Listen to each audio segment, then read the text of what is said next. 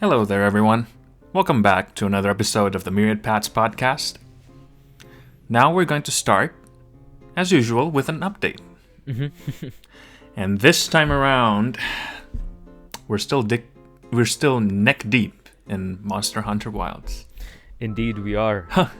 Indeed, we How's are. your journey so far? Right. How's your journey so far with Monster Hunter? Yeah, I mean, for me, it's been a fun journey. Just been grinding away for, what do you call it? Decorations and stuff like that.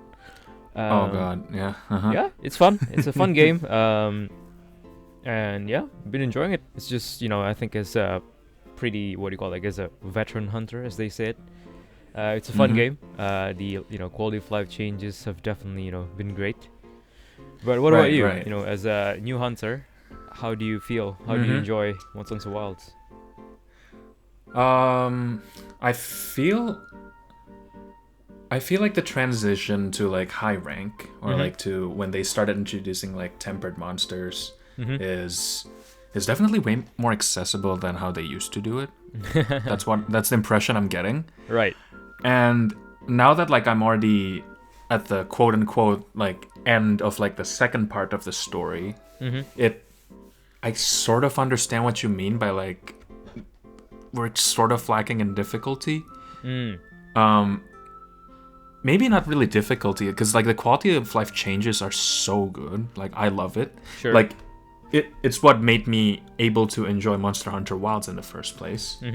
But they don't really have a lot of monster variety.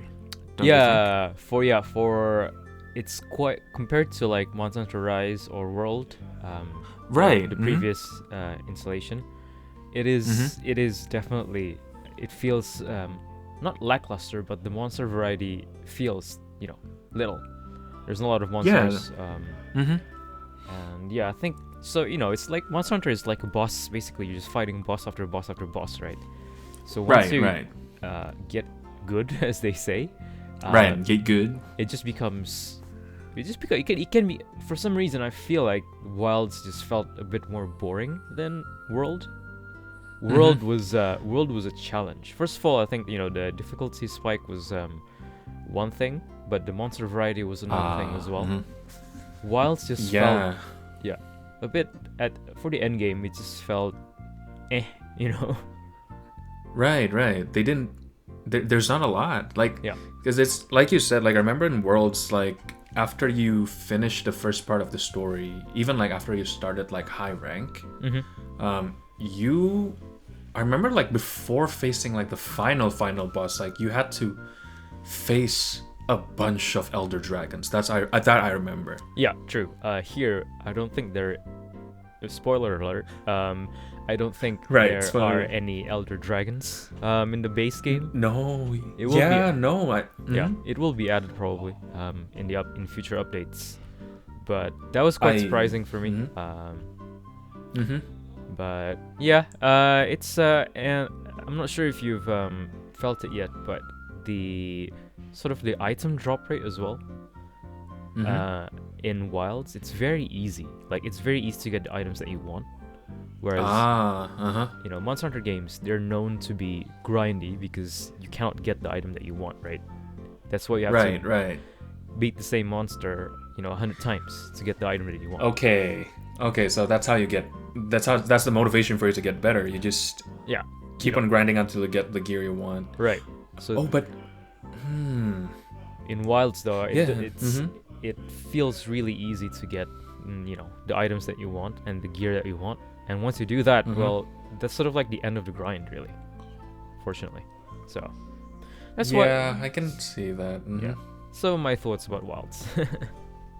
Right, but that's kind of true. Like like after we played for a bit, like earlier. Yeah. Well, earlier today for me, it was last night for you, right? Yeah. Played a bit together, and then like after that, like I farmed a little bit after we played, and after that, like I just looked up like a random guide and like, okay, what's a good build for like dual blades? I'm not with dual blade main.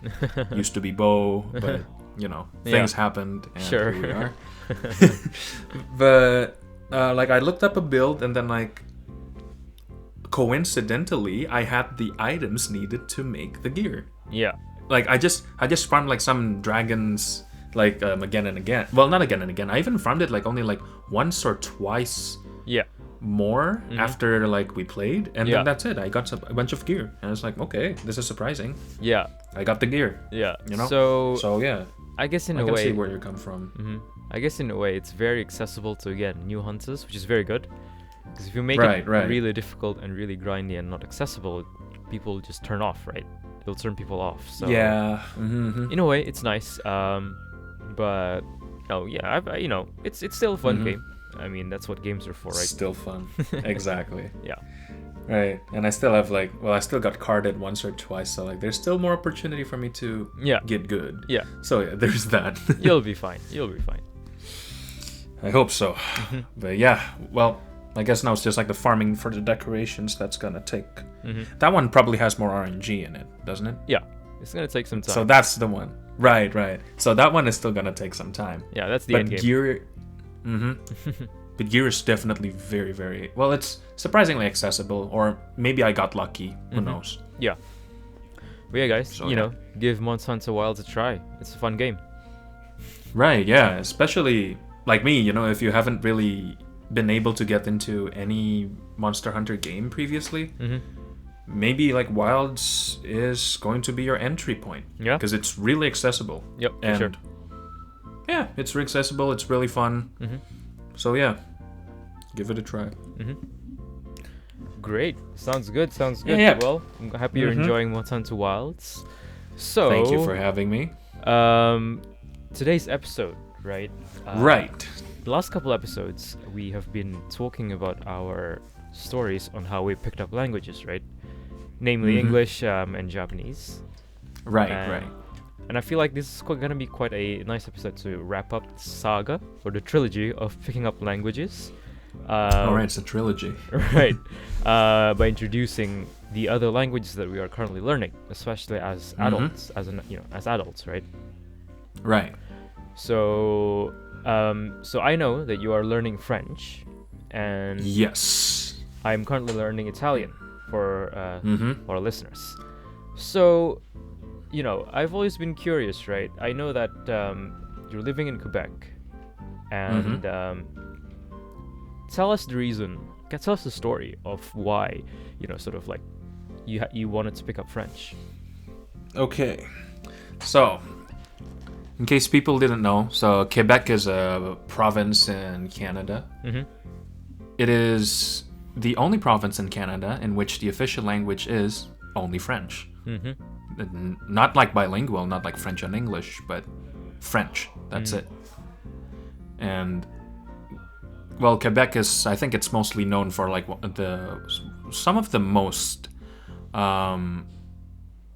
international cities in North America, I think. Montreal. Okay. So, which I find to be a bit surprising, you know, like I would expect it to be somewhere that is more English oriented, but well, I sort of found it the hard way that in Quebec, in Quebec, the official language is French, and almost everything is in French. Wow. Yeah, so that was like the first reason why. Because there are like some facilities that we have here.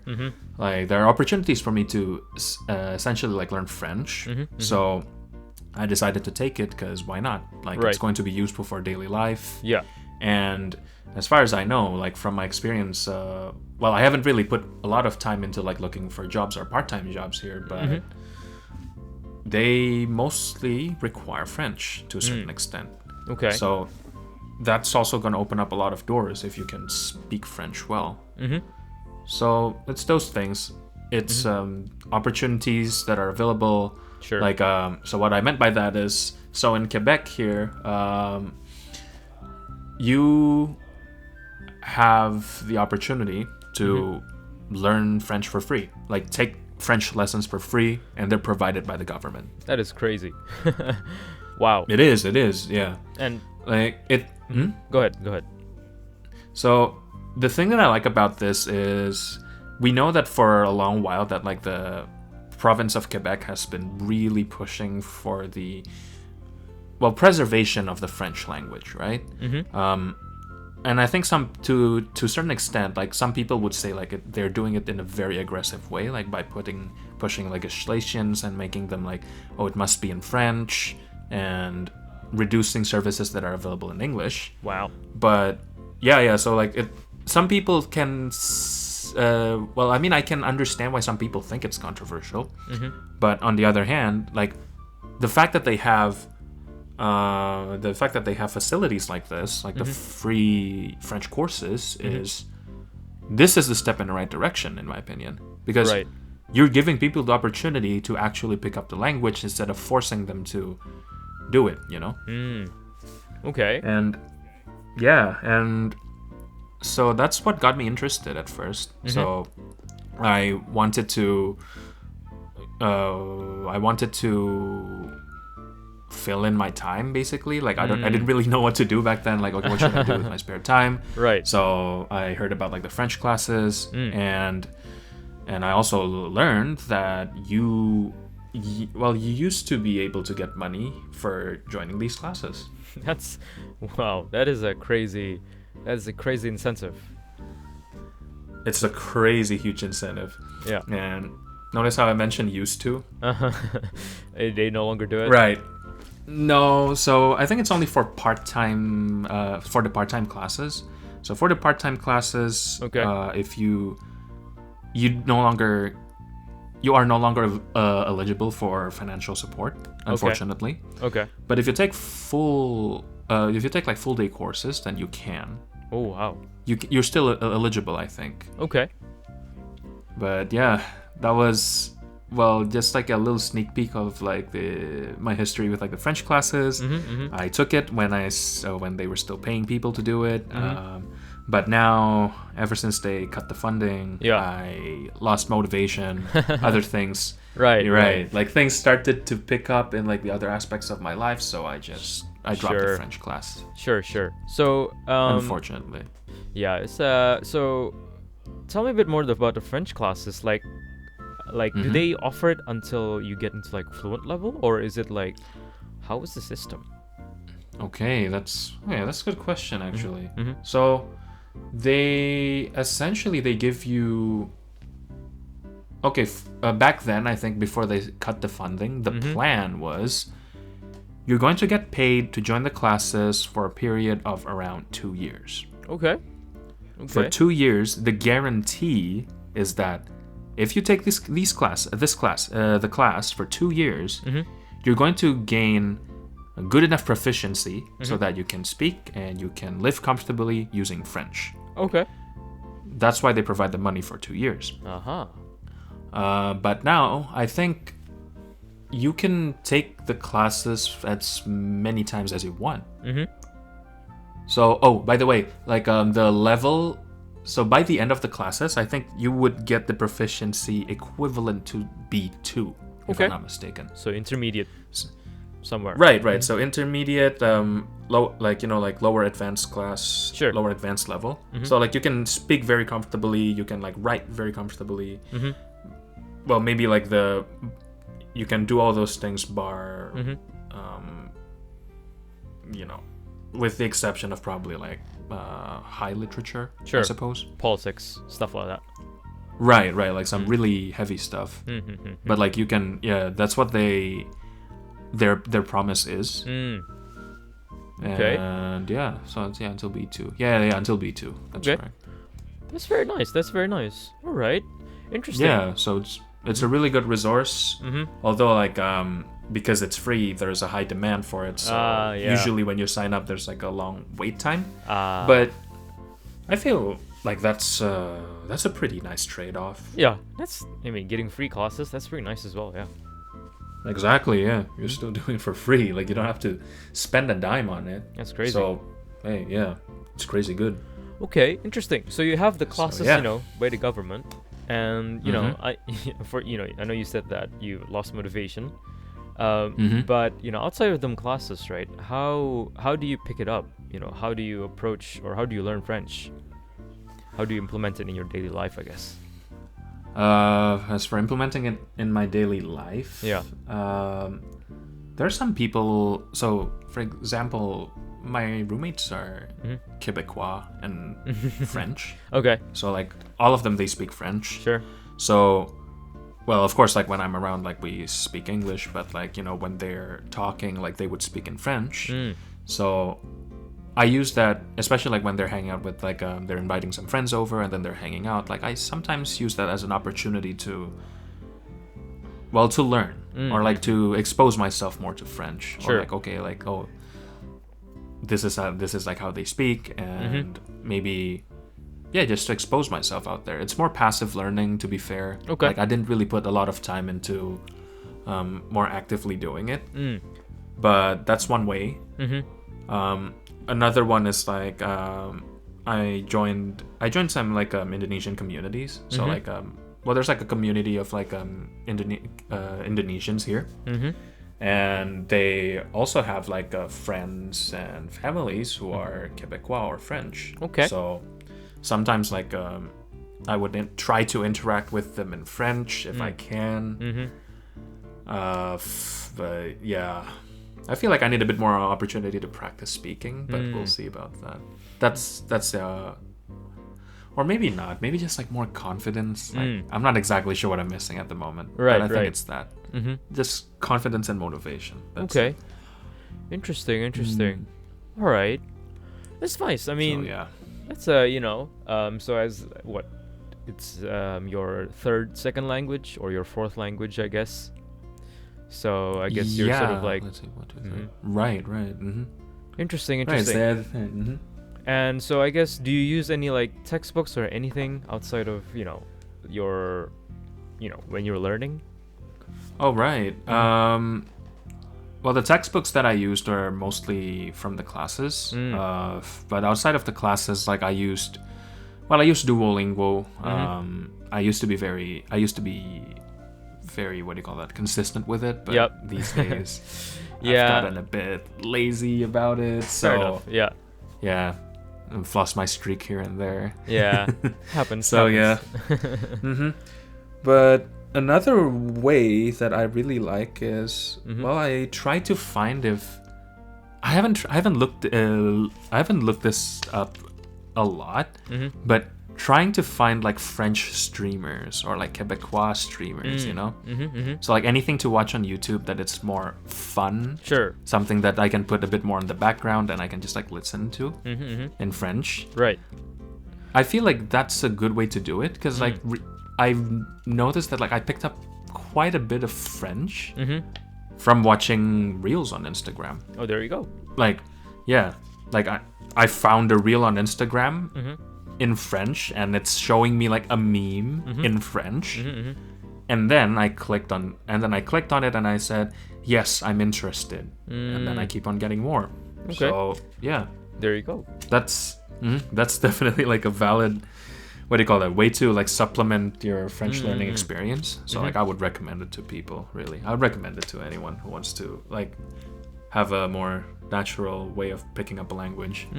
Yeah, that's a very good point for sure. You know, social media use, getting more exposed in the, I guess, internet world as well, in that language is a very good point. But Yeah. cool. There you go, guys. Some you know, story about Quebec and French. Very interesting. Yeah.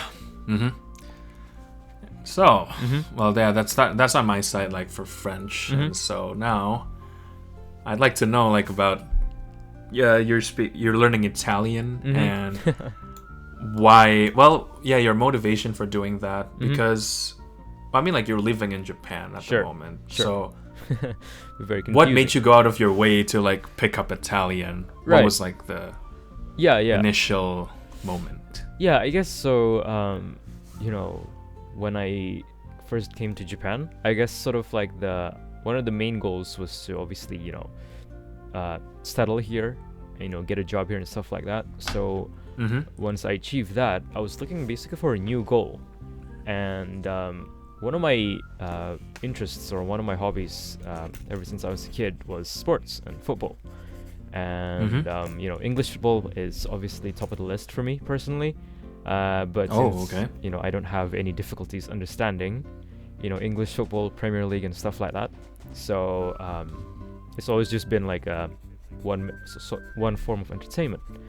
But outside of English football, Italian football, Serie A, has always been the secondary league that I watch. So teams like AC Milan. Okay.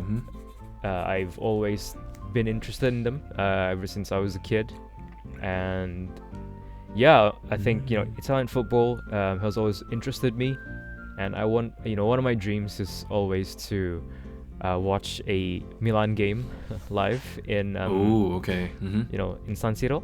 But so that's so in order to achieve that dream, I'd always had it in the back of my mind that I probably need to learn Italian and understand Italian. Okay. And football, for sure was one of was one of the reasons why. And Okay. yeah, I think on YouTube, I think Milan has their own channel and stuff like that, and their commentaries are always in Italian, and it's always the funniest, biased commentaries you'll ever hear in your life, because every time like the enemy team scores a goal, the commentator would be very down, like goal di blah blah blah blah, goal di Inter Milan, something like that. But then when if it's the other way around, like let's say the team AC Milan scores, he'll be like he'll be so excited, and he'll start singing. He'll start singing chants about the players. I remember right now in Milan they have Christian Pulisic, which is an American player. And he's like singing about, Captain America, America is so great, something like that, in Italian. Okay. So for me, that's so interesting. And so Italian football, for sure, the passion about it was one of the reasons why I wanted to pick up Italian. Right. Like, do they have subtitles in the channel, or mostly no? No. So you just have to listen to it. So whenever I sort of like watch the YouTube channels, watch their highlights and stuff like that, it's always like a practice to catch what the commentator is saying. Okay. So like understanding like contextual cues, like what's going on there, and then like this is what they're sort of commenting about. Something like that. Yeah, so it's very fun. It's very fun, and you just feel the passion as well. It just makes you like, oh man, it's a very fun language to be absorbed in. Okay. And yeah, I think you might have seen as well that probably memes online as well, that Italian people, they're very gesture heavy. They're very expressive, right? Oh right, yeah, with the hands. Yeah, with the hands and stuff like that. Yeah. Even in the language itself, it's very up and down language. It's a very expressionist language, I think. It's like, yeah, I do agree. It's sort of like singing songy, something like that. Like they go like up and down in their intonation. So it's very, for me, it's just very what's the word I'm looking for? It's very addictive. Colorful, addictive. It's just like once you get it's just like interesting. It makes me want to be involved in the in the language, right? Wow. Okay. Yeah. This seems to be like you seem at least to me, like it seems like because you're really passionate about football in the first place. Yeah.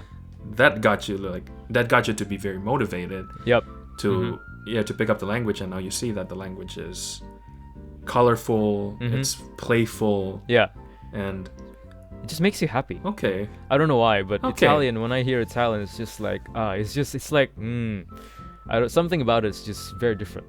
It's very different compared to English, very different compared to Japanese. There's just something about Italian that's just like, it's like being welcomed home. I don't know why. There's something about it. That's an intriguing way to put it, and But yeah. Okay, I could see. Okay. Yeah, football for sure. That's like one of the main reasons. But the other main reasons, the second reason is, so I'm not sure. Right. So in a couple episodes ago, I mentioned about how I was, in my back when I was at NYU, I had to take the Renaissance art class. So At that time, Right. yeah. So at that time, the Renaissance art was probably around 1600s, maybe even before that. Maybe it's 1400s actually. Yeah. I don't remember. Yeah, no, actually, 1500s. Right. Yeah. So Right. Da Vinci, Michelangelo. So we're talking about Mhm. like that Italian art. Mona Lisa, Right. the Sistine Chapel. So even though at that time I didn't really care about, or I wasn't super interested, but Yeah. Well, in the class, right? yeah. Because that was not my particular hobby. But looking at those arts, the story behind those arts and the history, it sort of like really just opened a whole new world of like Italian history and Italian art that I didn't know. Okay. And that sort of piqued my interest in wanting to essentially delve deeper into and knowing more about the architecture, the history of Italian buildings. Because if you look at maybe outside of Milan and outside of Rome, like if you go to like Firenze, Right, Firenze, yeah. or I think it's called Florence. Florence. The buildings there are like you're transported into like old Italy. They're beautiful. Right. Yeah, I love Firenze. It's well, for me because like I played Assassin's Creed 2, so like that's like so right. So that's like for me like that's my motivation, at least for me, like to wanting to go to Italy, like to experience it. Yeah. To experience something that I experienced in the game. But anyway, yeah. That's a very very valid point. But yeah, those kind of architectures, just like I want to see them in real life as well. It's just it's something it's sort of like a scratch that I need to itch, and okay. So honestly, even though I didn't really like the Renaissance art class, it sort of opened my eyes or to the possibility that maybe I want to visit and I want to live in a place where it's like architecturally beautiful, filled with history and a lot of interesting things that I didn't know before. And Italy was that, or is that. So the food, the architecture, the history sort of like made me really want to delve deeper into the culture and the country. And to do that, I need to understand the language, and because of that, boom, you connected back to why I wanted to learn Italian. Okay. Yeah, so those things, and then on top of that as well is I love Italian food. Italian food has always been on top of my list. Flavors are great, but I think most of the biggest reason why is because of health reasons, actually. So recently, in Japan, it's very unique. As an employee, you need to take what we call kenko shindan, or your health check, essentially. Right. And what was surprising for me was that even though I'm fit, weight, everything is in great shape. Right, and you're active as well, right? Like you're playing sports. Yeah, I play sports. I go to the gym. What really surprised me was that I got cautioned for my LDL levels. And so, I think for people who don't know, LDL is basically your quote-unquote bad cholesterol. Right, yeah. The one that clogs up the arteries. Yeah. Right. So I was really, really surprised because of that. And I'm currently working really hard to change my diet. And Italian food, and not only Italian food, but Mediterranean food in general, they are... They use... How do I say it? They are less processed. They would just... if you ever sort of like see their recipes, it's just like... Put in carrots, celeries, onions, a can of tomatoes, get some wine, olive oil, and that's it. So it's very they don't use a lot of processed stuff. Maybe I guess the olive oil, but olive oil, it's oil that's good for your health, right? It's not like right. What, lard? Yeah, exactly. It's one of the recommended oils if you actually want to go for healthy foods. Yeah. So the health reasons, wanting to like actually get a healthy diet made me love Italian food and made me want to delve deeper into the Italian language and culture. Interesting. Okay. Well, that's an interesting point about food because I haven't really delved deep into Italian food, but the impression that I'm getting is there's a lot of carbs in it, you know? True. Like True. pasta and Of course. pizza. So Of course. and the first image that comes to mind when it comes to carbs is like they're not what you would want to call like healthy foods, Right. Usually. For sure. So Yeah. but yeah, like, is it like the Italian recipe or like what exactly like makes it healthy? I think So like for a spaghetti or like some Sure. pasta, for example. Sure. I think it's just the fact that they don't use a lot of processed stuff. You know, they don't. Obviously, some recipes call for a lot of cheese and stuff like that. The one that has a lot of Right. fat, but it's you can sub those out. Like I guess what I'm trying to say is like the base recipes, like the fact there's basically there's something called in Italian called soffritto, which basically is your base sauce. It's basically, and that base sauce can be used for anything. It can be used for your bolognese or like bolognese, spaghetti bolognese, spag Right. as they call it. Right. Spag bol. And it can be used for many things. And again, the main ingredients for it is, you know, carrots, celery, onions. You can have meat or no meat. It's up to you. But tomatoes, and then your wine and olive oil, essentially, to fry them up. And so it's very it's very natural tasting for me. And it doesn't. I'm just imagining it. Yeah. Oh. It's really nice. Okay.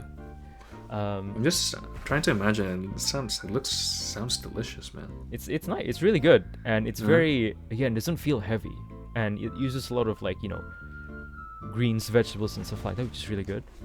Okay.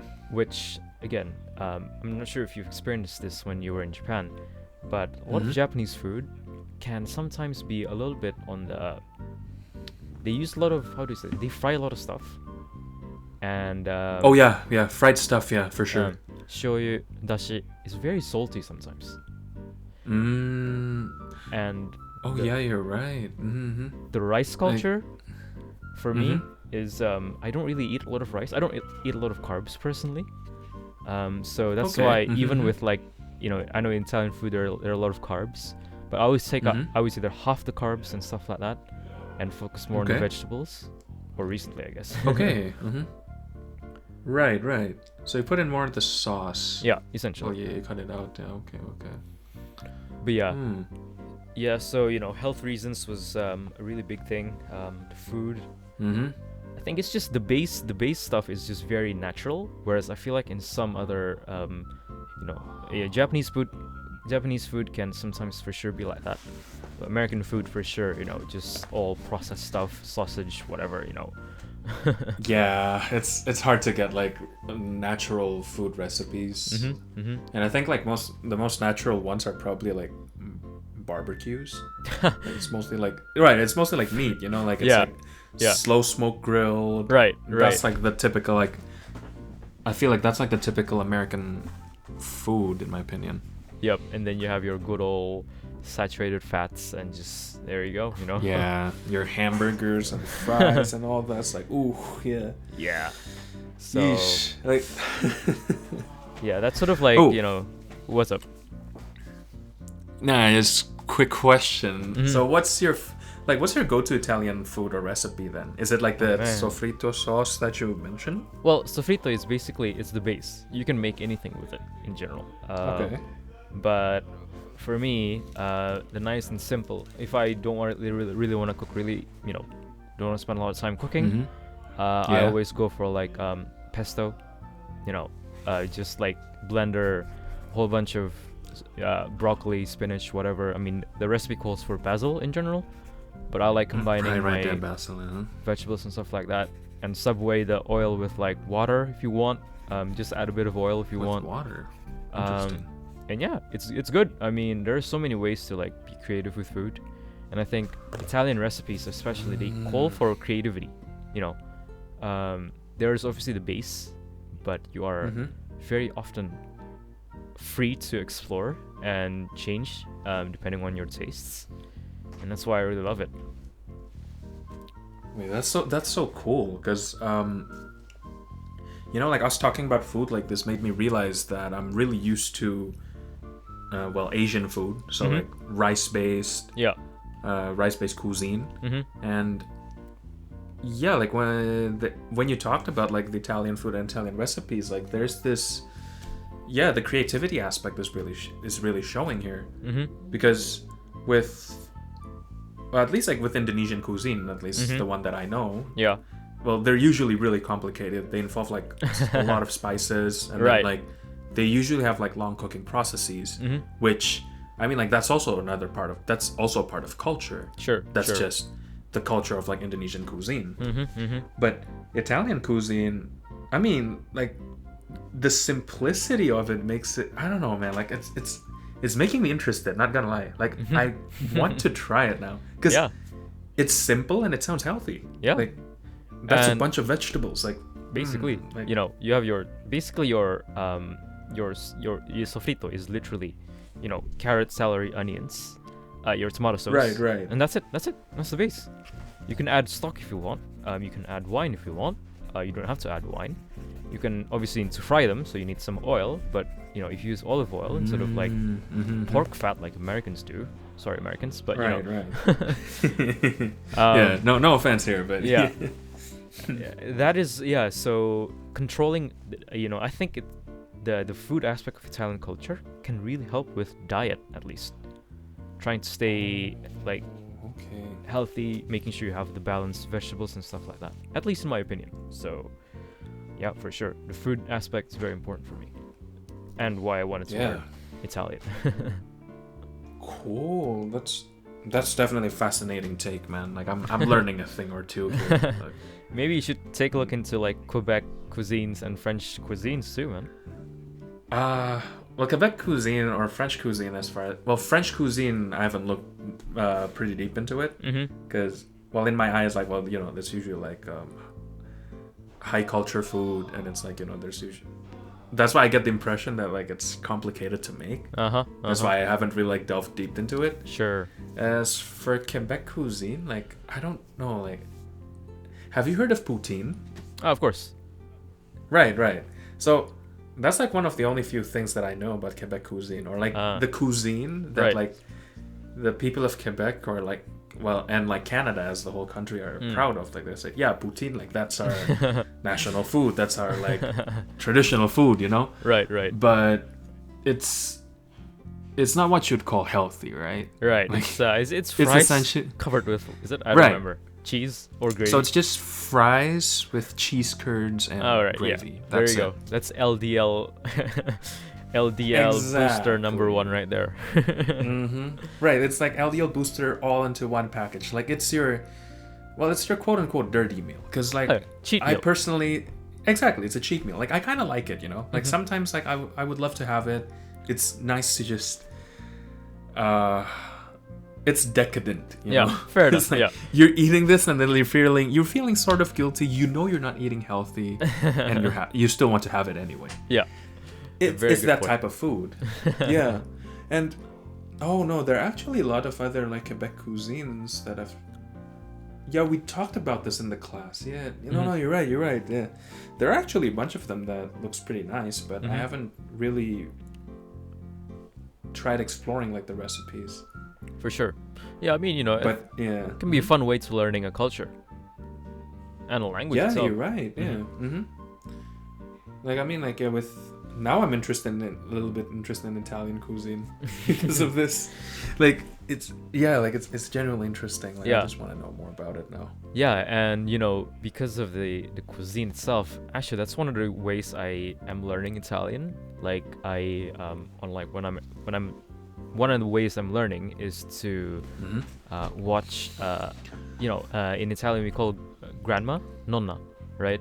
So the nonna recipes from a long time ago. So I would go on YouTube and just look up like nonna recipes, and they would show, they have some channels on like basically showing these nonnas and how they make pasta, and they've been doing this for like 70, 50, or 60, very long time. Oh yeah. Mm-hmm. So it's family it's tradition. good. It's good. Right. So that's one of the ways I'm learning Italian as well. Watching recipes, actually. Ooh. Yeah. Okay. Mm-hmm. Yeah, the recipes are very good. It's a very good way to I guess, how would I say this? Like, obviously, I think we talked a bit about textbooks and stuff like that. Textbooks are always good for the basic stuff, your grammar and the rules. But I always find it more useful to get outside of the textbooks. For me, I watch a lot of football highlights. The recipes is a big thing, and sometimes reading a lot of like old, maybe not old, like Italian stories as well. Traditional stories. Like Pinocchio. Like, he's I completely forgot he was Pinocchio. Italian. Oh, he's Italian? Yeah. Like it's an Italian folklore? Yeah, it's made by an Italian person. Whoa, okay. So I didn't know that. So I was like, oh, look at this. I didn't either. Yeah, a guy with a long nose.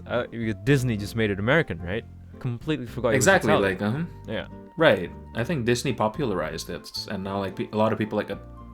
I mean, if you look deep enough, I guess you would know that like the source of the story is like from somewhere else. Yeah. But, yeah. So I was completely surprised by that. So trying to read that in my time off as well. So yeah. Oh, okay. For sure, finding ways outside of books, finding things that you enjoy for sure can really help, especially if you are self-learning like me, because right. As you know, I'm in Japan, so there isn't a lot of ways for me to actively learn Italian unless it's by myself. Right. Okay. So yeah, so finding ways outside of books can be really helpful. Oh yeah, and you don't have like friends or people to speak Italian with or practice with? Not really. So fortunately, that's quite hard to find here. But yeah, fair enough. I think what I'm doing is a classic. Sometimes I'm the kind of person that can sometimes like to not talk to myself, but I like to think out loud. Okay. And when I think out loud, I always try to say it sometimes in Italian as practice. Oh. And okay. That helps a lot. That helps quite a lot as well, in my opinion. That's okay. That's something. Yeah. Because that's more natural, right? Like let's say like when you try to react to something in the language that you're learning with, like you're kind of priming your brain to be more accustomed to it. Essential, yeah. For sure. Okay. I never. Well, I mean, like I had some thoughts about that, but like in my household, everyone speaks French, so like it's probably a bit embarrassing if I try doing something. Start we'll thinking out loud in French. We'll see. Right. It's like, but we'll see. But it is definitely a valid point. For sure. But yeah, so I think as we sort of like I guess introduce our fourth language, I was curious. Yeah, respective languages. Because we start learning these languages quite basically after we're adults, right? Or how do I say this? After we've... Well, English, we were kids. Japanese is basically when we were not... young adulthood. I guess. And right. I think, you picked up French when you came to Quebec, last year? 2 years ago? Almost 2 years ago? Last year. Yeah, and I picked up Italian last month. So... okay. I'm curious if there are like some new strategies or like new ways that you approach language learning as an adult. Like, did you do anything particular? Because like I had the opportunity to take the classes, I'll have to be honest. I didn't really have to put a lot of effort to make scaffolding or structures throughout my day to learn. I feel like just being able to join classes is already a huge boost in consistency. Right. Okay. Right, because that's already like a time carved out of your day, and people are already making programs, syllabus, and many other things to ensure that like this is the time where you learn. Okay. I feel like the hard part about like learning on your own, like which is why I wanted to learn from you about that actually is, well, like, how do you do it? Because for me, like, it's just classes and, well, like I said, Instagram Reels, like, it's mostly passive learning. And then, like, when I play some games, like, with, like, my roommates and their friends, like, well, it's, well, sort of passive. Well, I try to speak it sometimes, but, like, sometimes I'm still a bit shy. Sure. I would revert back to English because, you know, like, I would sometimes feel afraid, like, oh, like, are they going to be able to understand what I'm saying or not? Right. It's just more comfortable. But, yeah. Right. I'm just more comfortable, like, using English at the end of the day. Sure. So mostly, like, the practice is going to be passive listening. Okay. And, well, you know, Duolingo, but, you know, my Duolingo streak is... I don't know if I could still revive it. I'll take a look later. Yeah, give it a shot. I mean, Duolingo is a nice sort of, like, you know, a really nice 5-minute way of just, like, brushing up on stuff. Right. For sure, Duolingo. It's But yeah, I guess, how do I say this, you know? Right. How do you do it? Yeah, for me, I think the most important strategy is, like, time management, right? So, as I mentioned, you know, especially when you're a working adult, it's really hard to find time. So I think having, like, maybe not strict, but, like, how do I say this? Like, for me, I have, like, things in slots, right?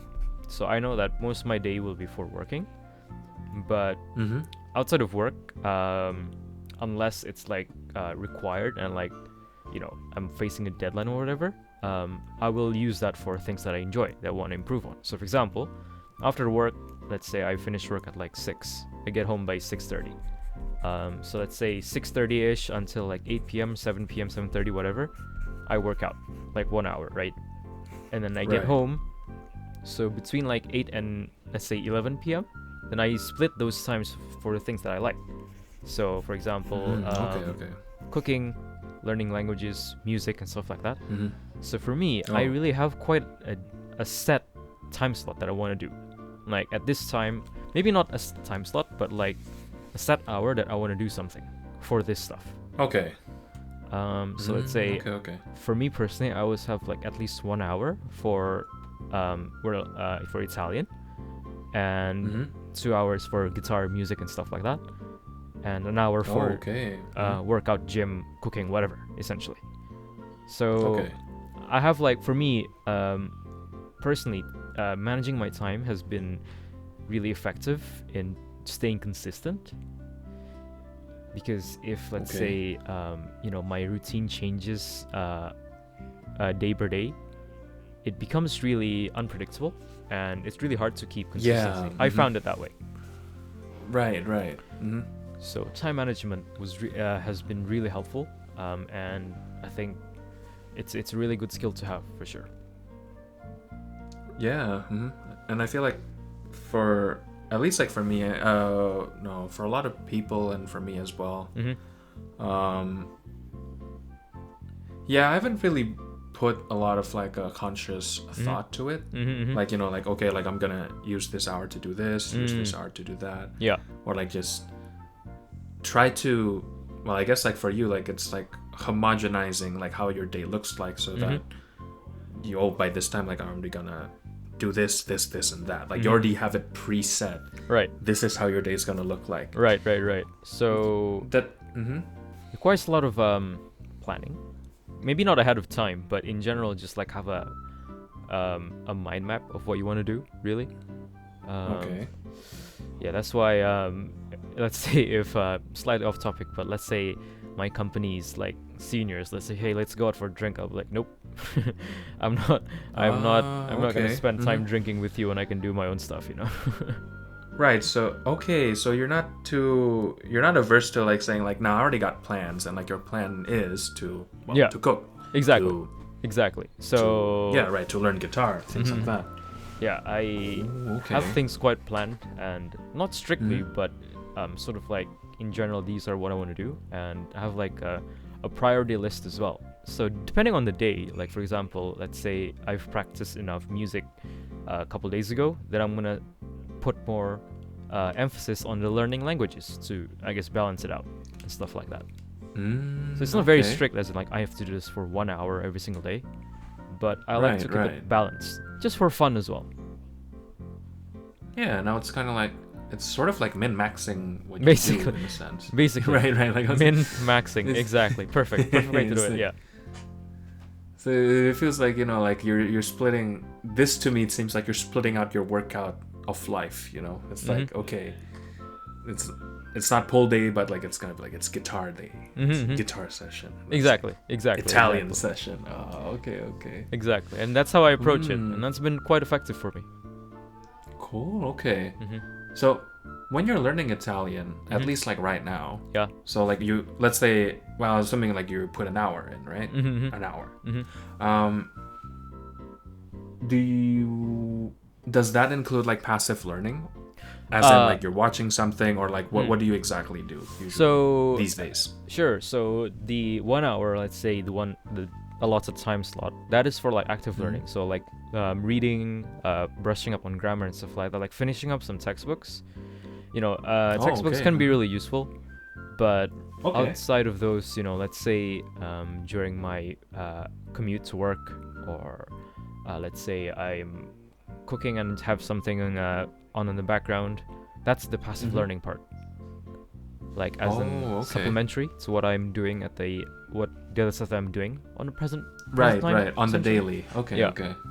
So like the Instagram, the social media stuff, the books that I read, that is mostly for passive I guess learning. Oh, okay. Question about that though. So for me, one of the bigger problems for me when I try to consume some media in the language that I want to learn, and this unfortunately like applies to Japanese to a certain extent. Let's say like I'm trying to read a book, novel, manga, whatever. Sure. Like for you, like don't you get fatigued like after doing it for a certain time, especially like books, because like books are usually pretty intense. Sure. Well, I guess that comes with like the levels, I guess, too, because for me, as mentioned, I'm currently reading Pinocchio in Italian, and it's a children's book, and some people might be looking at me like, why is this guy reading a children's book? And I'm like, I don't care. For me, that's the level that I am in right now, and I actually didn't find it particularly fatiguing. It's fun. It's interesting. Oh, okay. It's like interesting. Yeah, it's like, I think we talked about it in our Japanese episode, but when adjust to your level, right? Like if you're learning Japanese still beginning, watch some Doraemon, watch some kids shows, watch SpongeBob if you're watching. Well, maybe not SpongeBob. That show is a bit SpongeBob in Japanese might be yeah. But you know what I'm saying, it's like adjusting to your level can be really helpful. Okay. Yeah. At least in my case. You have a point about like reading children's book, but like for me, like even if like I'm reading, well, to be fair, I haven't tried reading children's book because like like in the French, like in French, if you ask anyone, like a lot of people would recommend your first book to be The Little Prince. Ooh, okay. Le Don't Petit know Prince. Okay, right? okay. Like the Little Prince. Sure. So that one is like the quintessential young readers literature. Okay. So like anyone who's like learning French, like they would say read that. Well, I haven't really tried that. So yeah, you know what? Maybe I could try it. Yeah. But like usually like usually it's not available in the library, so that's a bit problematic. You gotta buy it. But yeah, I probably gotta buy it. Well, there's not really much option there. Yeah. I We'll mean, see. yeah, it's again just I think finding ways that that's enjoyable in your learning journey is the most important part. For me, I think books and adjusting to my level is really important. So adjusting to your level might be a way to make it more enjoyable and to stay motivated. Right. Yeah. Okay. But have you ever had times where you feel a bit fatigued though? Like you're like there's like some brain fog after like you try to. Yeah, I mean, of course. After you're reading something, right? Of course. It's very common to to be tired, right? Right. So how do you deal with that, like the tiredness? Yeah. Now, like you have strategies to like Sure. ensure that like the difficulty level is not too far from where your capabilities are at. Yeah. And so in general, So whenever how do you I feel handle it? Yeah, whenever I feel tired, especially when reading, I would swap my method of like learning at that point. Like let's say I'm on the train back home or whatever, and I'm reading and I'm tired, then I'll just swap to watching some videos to like refresh essentially. Okay. But still in the same language. So Right. Okay. watching recipes, whatever, and then I'll continue it another day. So I don't have like very strict like, oh, I have to do this. I don't want to be super hard on myself. Yeah. And I think a lot of people can be quite hard on themselves, especially when they can't do something. Right. When you feel stumped. Yeah. And I found that when I'm hard on myself, I feel quite down, and like I start to lose motivation. So I try to be I try not to be hard on myself. Too hard on myself. Okay. So yeah, even let's say I'm tired, well, let's just swap it out, no big deal. We'll do this another time. It's not the end of the world, so we go again next time, kind of thing. Cool. Okay. Yeah. My approach.